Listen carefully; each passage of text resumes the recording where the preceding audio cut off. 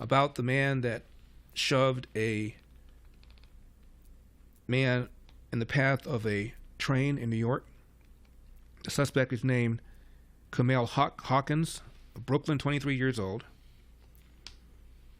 He initially got away but got caught.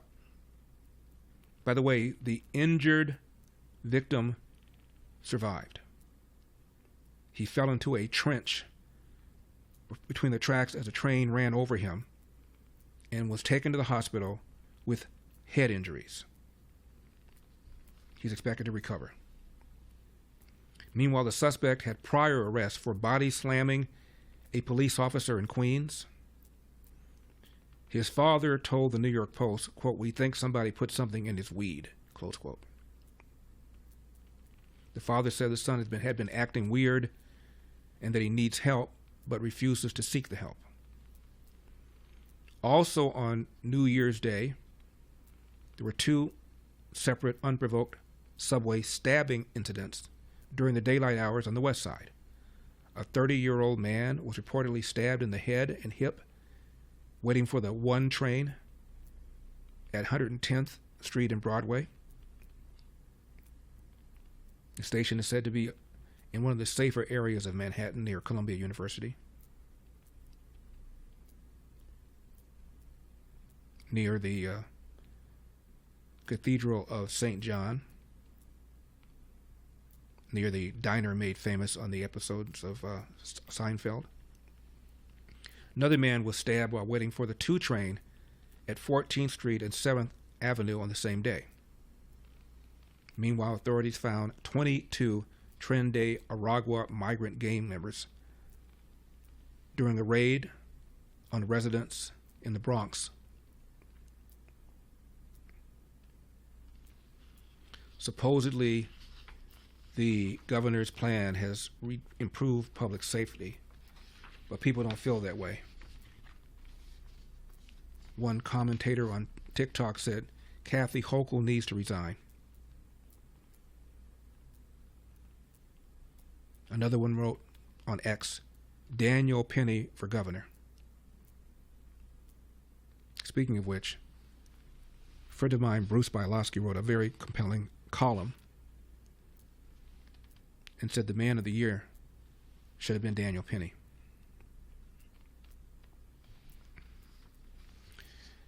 As for the president-elect Donald Trump, according to Gallup, Americans have a pretty positive attitude about him. 68% believe that Trump will succeed in controlling illegal immigration. 60% expect him to reduce unemployment. 60% expect him to enhance safety from terrorism. 58% expect him to improve the economy. 55% expect him to avoid war. 54% expect him to cut taxes. 51% say that he will lower crime rates, which is apparently a record score for any incoming president since they've been asking the question.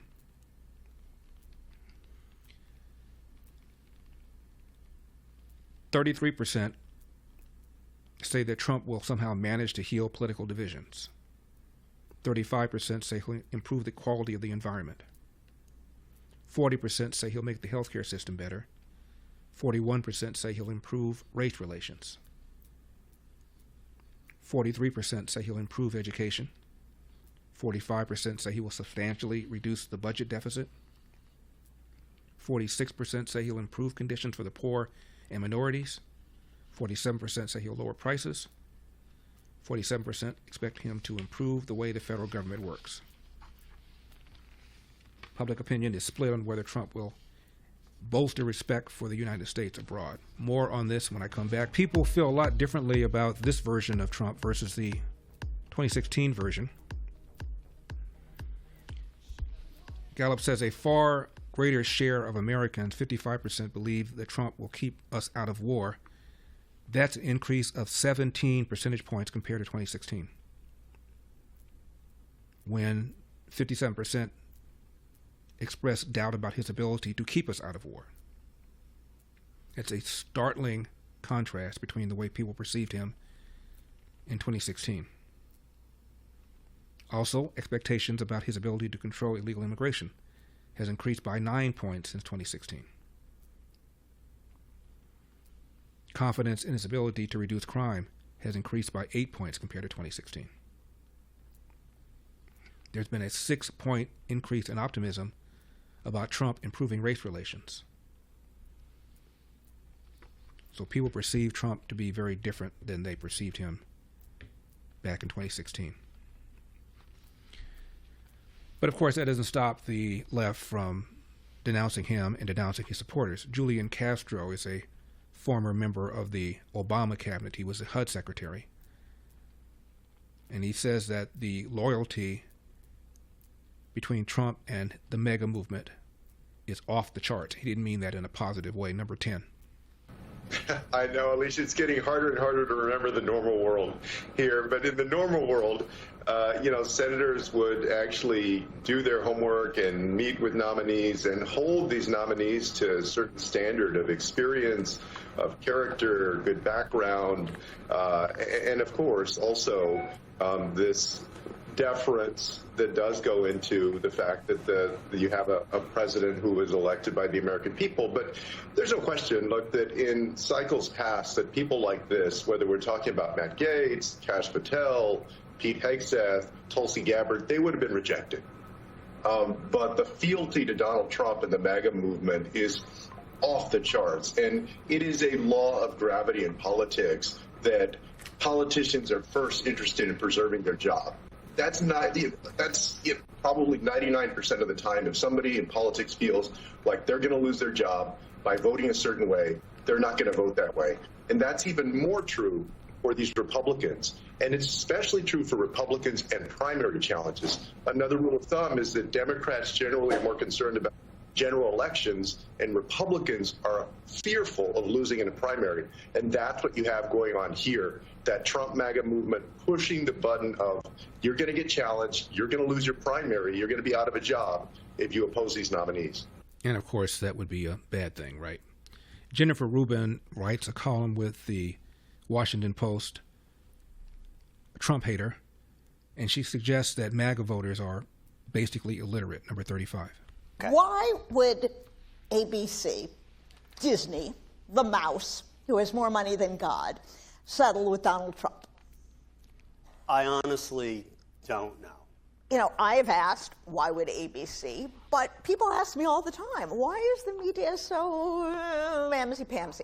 And there are two explanations. One is they are convinced that if they would just move a little bit to the right, all those MAGA readers out there, now you'll notice the contradiction in terms, MAGA readers, would pick up the Washington Post and they would have more readers. What is the logical fallacy here? Yes, reader. And there is nothing that the Washington Post could possibly do that would have those people take out a subscription. But they're convinced they're in there someplace. So, in other words, Trump voters are illiterate, knuckle-dragging morons. Allison Nguyen, I think that's how you pronounce her last name, is an entrepreneur. She said, Democrats used to be the party of the working class and the party of free speech, but no mas, number 17.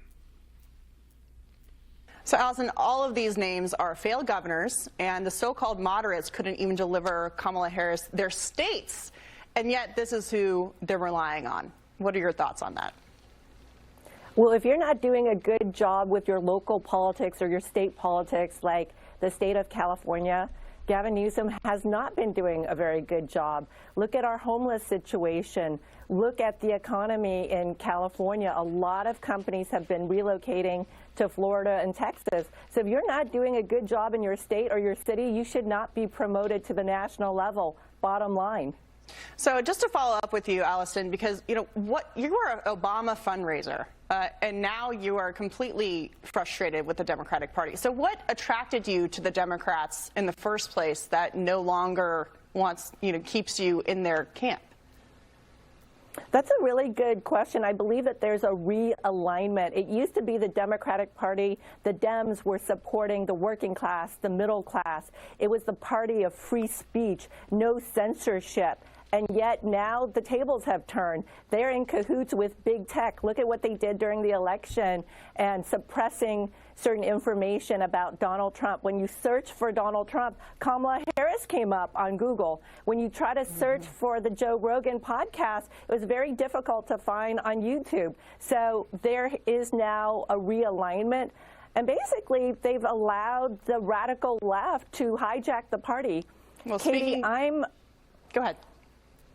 I'm a soccer mom. I run the team school board in Silicon Valley. And when I have these radical activists interrupt me during my school board meeting, I shut them down. We have to focus on practical matters. We need to pay the teachers. We need to pay the school bus drivers. We need to provide curriculum, practical science and math, literature for our children, not this DEI woke stuff that's very divisive. Yeah, and so in these school boards, solving real problems for the people to that they represent. This is a former Obama fundraiser. Now she's turned her back on that party. The party of DEI, the party of woke, the party that doesn't really believe in a colorblind society, a party that believes in a color-coordinated society, provided they're the ones to do the coordinating. And she's had it. Party that's turned its back on the working class, told people prices really aren't that high. No, not if you're making 7 figures. And the borders aren't that bad. Borders are completely secured. They ignored that issue for almost 2 years.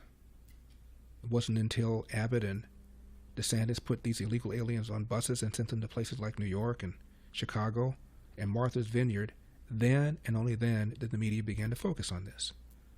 But for 2 years, they completely, totally ignored it. Mayorkas would testify under oath, the borders are secured. He lied. And the media didn't care. They were either oblivious to it, or they knew about it and approved it, because they wanted to change the electorate in the country and figured at some point there'll be so much pressure the Republicans would get wobbly, and they'll do a massive, massive amnesty.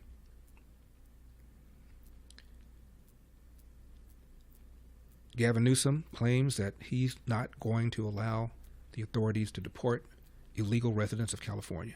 Really?